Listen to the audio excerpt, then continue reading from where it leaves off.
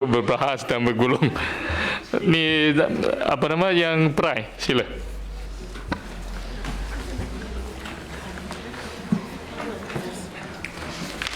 Okey.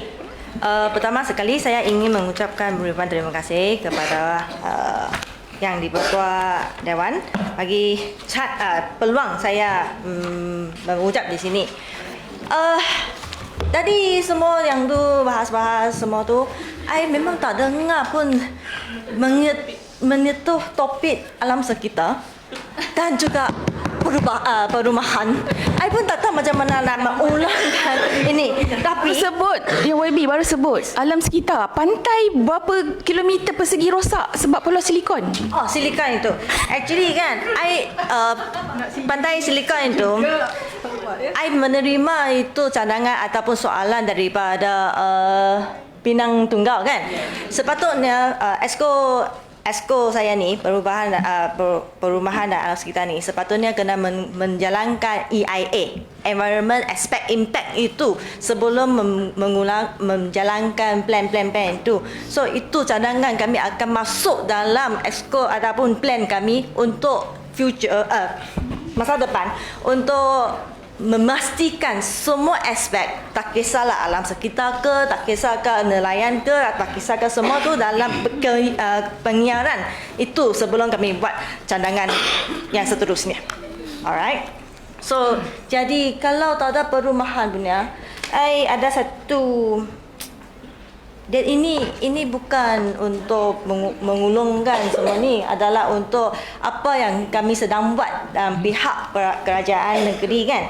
Okey, semua YUIB ni dan yang di-Ketua Speaker, Pulau Pinang menghadapi perubahan demografi yang signifikan kan, menjalankan 2040. Pada tahun 2023, Pulau Pinang telah mencapai status populasi menua. Rakyat berusia 65 tahun ke atas berjumlah sebanyak 136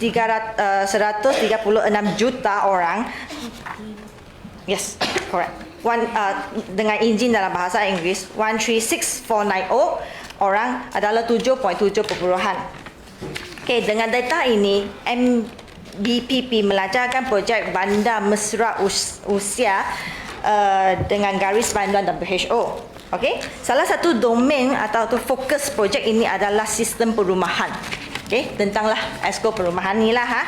Objektif 1, memastikan keselamatan dan kesejahteraan penghuni di premis. Objektif kedua, menaik taraf infrastruktur dan fasiliti bagi premis. Datuk Seri Yang di-Pertua, mohon mencelah. Yes, boleh. Sila nyatakan berapa projek di bawah Housing Board pemaju kerajaan negeri yang lewat siap atau terbengkalai. Good question. Sekarang saya memang tak ada fakta, tak akan tulis dalam bagi. Okey?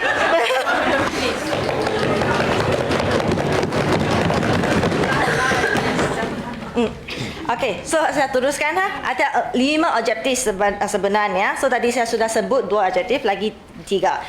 Objektif ketiga adalah memastikan persekitaran yang bersih, kondusif dan selesa.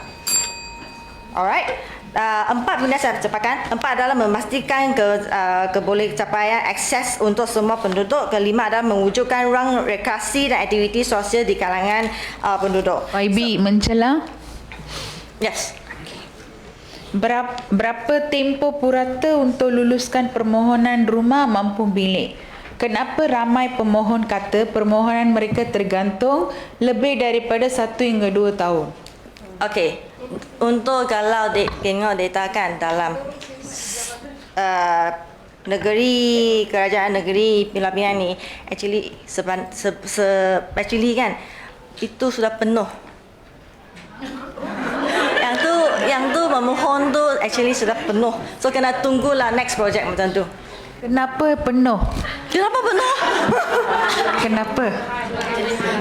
Actually, memohon tu banyak sangat. Memang tak cukup sekarang. Projek tak ada ke? Projek tak ada? Apa maksud projek you?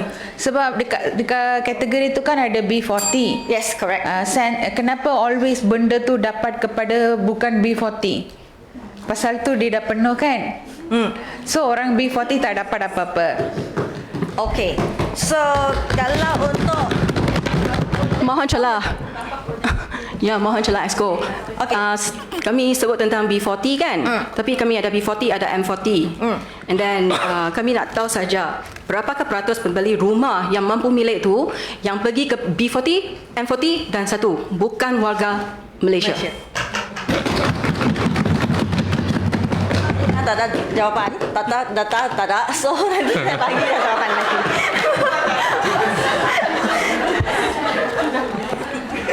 Mohon celah. YB, nak tanya kenapa kerajaan lulus begitu banyak rumah-rumah orang kaya, kenapa tak mampu bina rumah untuk orang yang low income dengan izin? Thank you. Okey, itulah berkaitan dengan akta yang RUU BSB ni. Kalau low income punya itu penghuni semua tu dengan sokongan daripada kerajaan negeri dalam akta ini baru punya actually boleh PSP penghuni itu ataupun hak milik building itu. So tidak low income ataupun B40 itu tak perlulah untuk mengeluarkan wang lagi untuk membeli rumah kan. So kalau sokongan dari pihak-pihak kerana rang undang-undang ni belum lepas, bacaan satu saja, bacaan kedua pun tak sampai lagi kerana ni adalah pembangkang kata ini tak elok, itu tak elok, tak boleh jalan ini semua tu.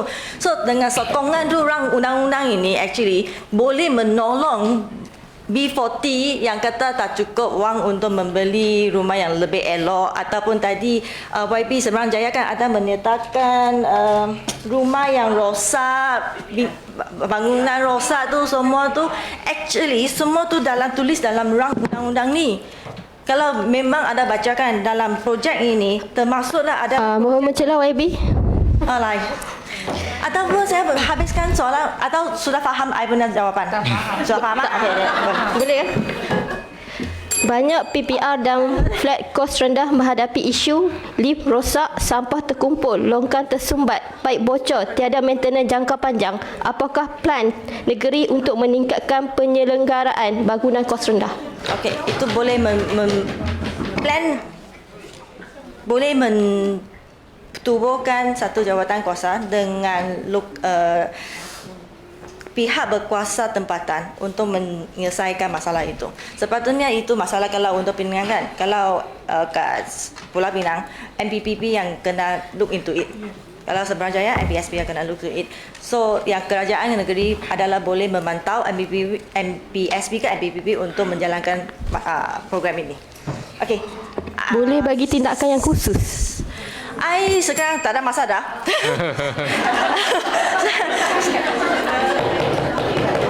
Okay, so saya singkat. So untuk tadi yang soalan tu sikap masyarakat akan menyusahkan semua pihak lah sebenarnya. Okay, so pendidikan dari sana pun kena improve kan. So saya akan tamatkan I punya pengulangan ini. Sekian, terima kasih.